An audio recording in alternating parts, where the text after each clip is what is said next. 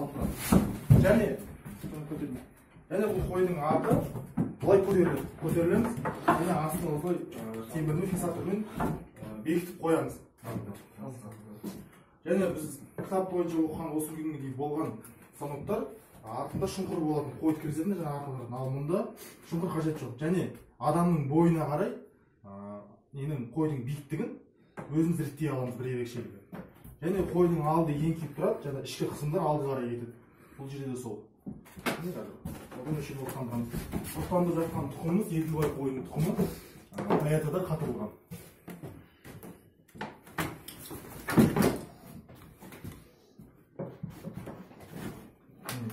Қой мұны күйі келіп тұр, шыр ішінен бөлініп тұр. Ішіне жаққан үстіне.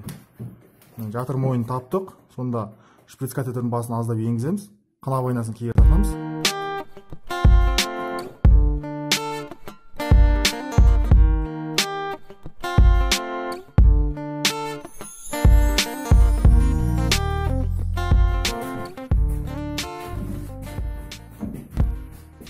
Біз мұнда қойларды ұрықтандырып жатырмыз.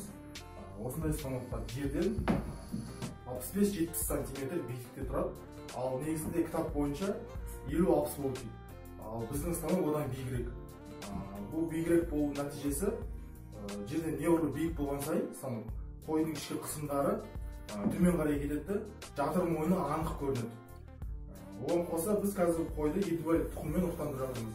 Ұрық Таяталарда 0,25 мл мөлшерде қатырылған. Қазір мені ұрықтандырып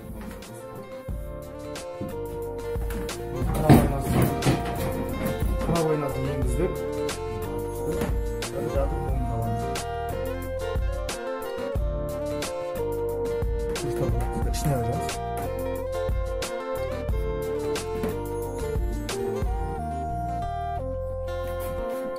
Астында тұр, анық көрініп тұр жатыр мойны. Қойдың күйі